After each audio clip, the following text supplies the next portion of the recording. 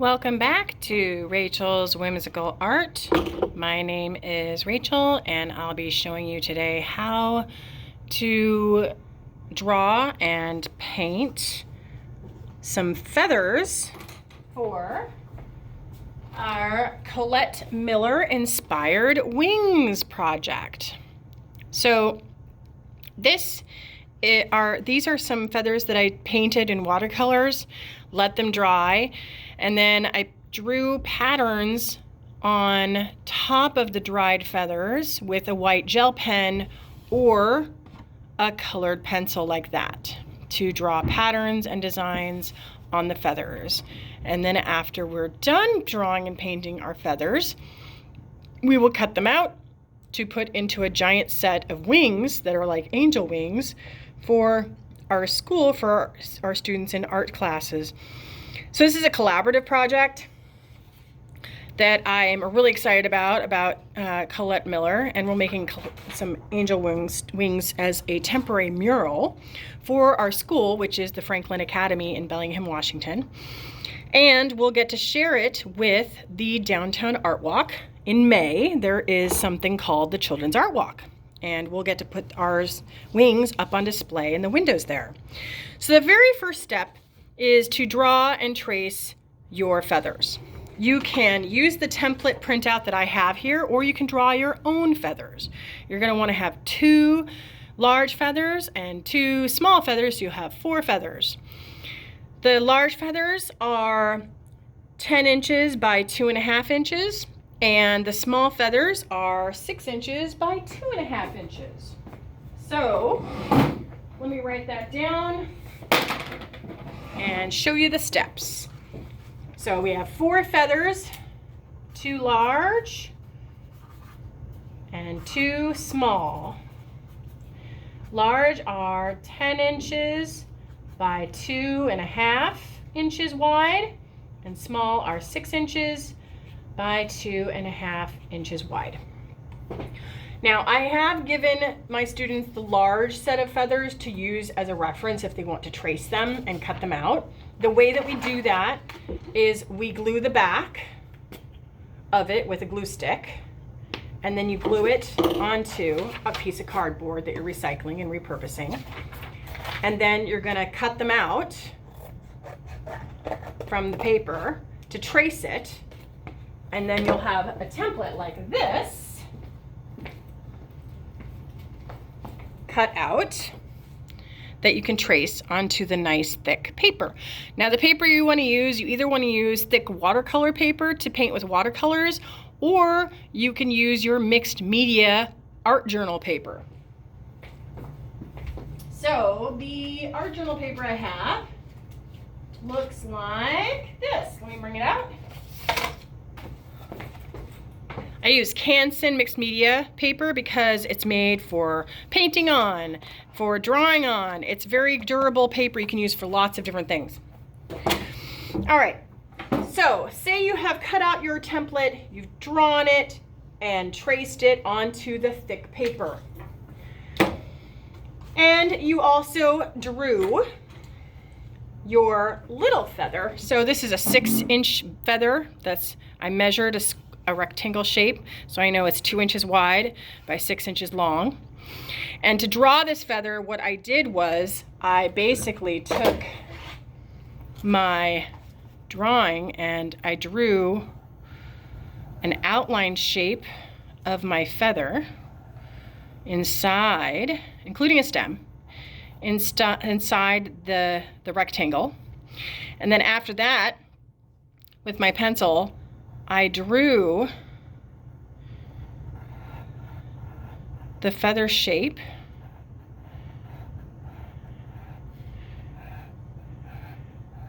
inside that shape. I just started to draw the edges of a feather that look like little zigzags.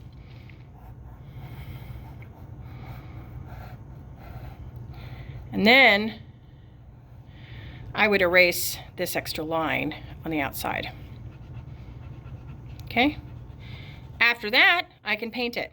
So the second step, obviously, would be to paint. Now, before I start painting my feathers, I know that I need to refer to a color wheel or a color chart, or look at the Roy G. Biv online to find out how do the colors go in order on a color wheel, okay? So in the color wheel, when you look at the colors, these are the colors we get to choose from for our feather. You can pick one color, say you really like blue, and you can make it a blue fading into green. Or you can make one color, like say you like red, and you want to do light red to dark red. So with my feathers I did here, this was a dark red at the top, and I put a lot of paint there, and then I put water in the middle, and then I put more water down here and a little bit of white, so it would fade from dark red to light red, which would be pink, okay? I'm asking students to do one color per feather or a faded color from dark to light in different hues and shades on your feather. The other option is you could do two colors that are right next to each other. So if it's yellow and green that you like together, make your feather yellow, pale yellow that fades into green. So then you get those two colors. Because all of these feathers are going to be put together like a puzzle into the giant set of wings that will be rainbow wings. All right. Now, the next step is you pick your color and you get to start painting. You can use any kinds of colors like we talked about, but the next step would be the fun part, which is I get to paint my feathers. There's a few tricks that you can use when you paint your feathers. You can put water down on the paper first, like this, and then you can put color on it after that. And then the colors will blend on the paper for your watercolor paints, okay? Now I already have a red, a green, a blue, and a purple, so I think this one will be orange. So I'm gonna put my orange color inside the water areas that I put on my feather. See how it's just blending into it?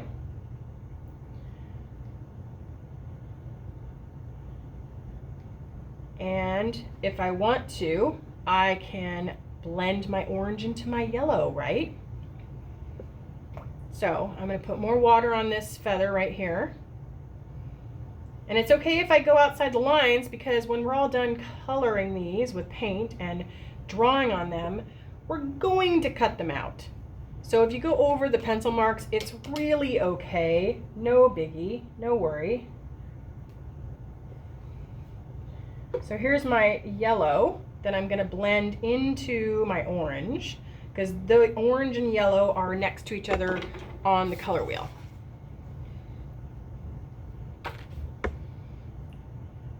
But you're going to have fun putting color on them, and they've got to dry, of course, before we can draw on them. I'll show you the next step, though, after I paint this feather, what you get to do then.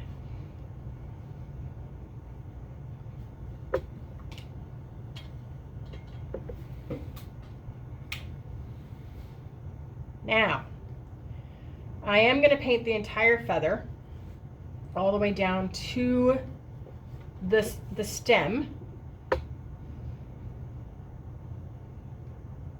or the quill. It's actually called the quill of the feather.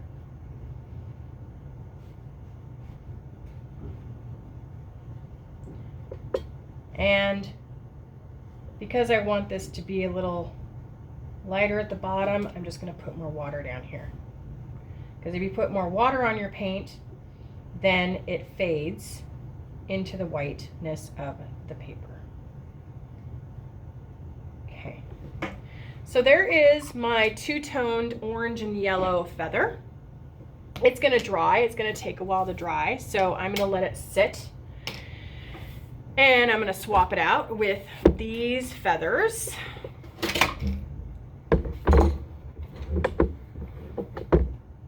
Now, these feathers have already been dried, and they're ready to be drawn onto, okay?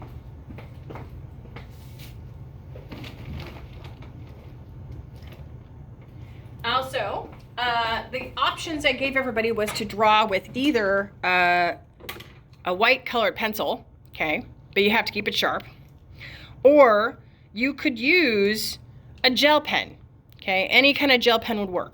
But it has to be a gel pen because it's a fine point that we want to have to draw with, okay? Some students are having difficulty doing the gel pen because they won't continue to draw onto the painted paper. When you draw with a gel pen onto paper, like black paper, blue paper, white paper, you can draw pretty easily with that fluid coming out of the pen. But when you're drawing on top of painted paper, the painted paper has a different kind of texture on it now because it's dried paint on top of it. So you're gonna have to give it a little more effort and patience to draw your patterns on your feathers. The good part is you can do any kind of patterns you want. You can do dots, lines, zigzags. I even did swirls inside this feather so it was all swirly. As long as you cover the whole feather with different kinds of patterns, it looks really nice when it's all done. And the other tip is you can test your pen onto some cardboard or another colored piece of paper by going like this, because then you can get the fluid to come out of your pen, okay? Whether it's a jelly roll marker or it's another kind of brand, you're gonna have to get it to come out of the pen before you start on it, okay? So I just scribble a little bit to get it started, and then after that, then I start to draw, and I'll draw a really big line so you can see it. Then I start to draw like a line, but when I draw my line, I have to draw short little lines and connect them together. And if it runs out of ink, I take my pen and I just scribble a little bit on my scratch paper to get it to go again. Okay. Hold this up so you can see it a little better. So, in other words, I have to make my pen do a little bit of extra lines to make it a little bit thicker. I'm not going to make this line super thick though. This is about as thick as I want to get it to go. Okay. And then dots and small shapes are really easy to do with a gel marker or a gel pen. You could do small little teardrop shapes, for example, or spirals. I did some spirals in mine. You could do shapes over and over again, like triangles. But this green feather, I'm thinking of plants and spirals and green things in spring, so I just kept doing spirals over and over again on my green feather. My blue feather, I wanted it to look more like a feather down here with the little details of feathers. And then I did dots and lines that are wavy, and then more dots and lines together up here at the top. But you can use any kind of pattern you want. Here's another tip though, if you don't like using the gel pen and it's just not working for you, you have access to a colored pencil, but not to the gel pen, that's okay, because you can use a colored pencil. But when you use a colored pencil, you're gonna want to draw a line pretty thick. It's a thicker line with a colored pencil, because if I leave it too pale, you won't be able to see the line as well. And you know, honestly, the colored pencil isn't as dark as a gel pen, so it won't be as pronounced as this. See down here, you can see that line is the gel pen and that line is the colored pencil. So you can definitely see a difference, that the colored pencil is paler to the gel marker. Any areas that are pastel colored or lighter colored, you won't see that colored pencil very well. It'll just be fading into the white paper, basically. But you can still make shapes with your colored pencil, okay? I'm gonna make some triangles. And when you do, you just have to retrace over the line a couple times to make it more pronounced. The line will be thicker, and that's okay, because that's how I will see my colored pencil on my feather. Now, the other option, which I don't have in class, but people have asked me, could I use a paint pen? Yes, you could use a paint pen, but paint pens are usually thicker. They're not a fine point, and they're more expensive, usually. If they do have a fine point, even They can range anywhere between $6 to $10 a pen for a paint pen. We're not using paint pens in class because that's just too much for one project. So that's why we're using our colored pencils or the gel pens that we have in class. Either one will work fine. Okay, so that is the project. The last step you do after you draw patterns onto your feathers is you carefully cut it out. You want your feather to be cut out. Where's my example? Here we go. So here's 2 examples that I cut out. These were demonstration feathers to use as a template or a pattern. But see how I carefully cut around each line? You're going to want to do that when you cut out these feathers, because each feather is going to be carefully taped and glued into the giant set of wings when we're all done for our collaborative piece. And that is the lesson. I hope you have fun making your feathers. Thank you very much for joining me today at Rachel's Whimsical Arts. And again, my name is Miss Rachel. I hope you have a good one. Be kind. Let's shine. Thank you. Come again. Bye now.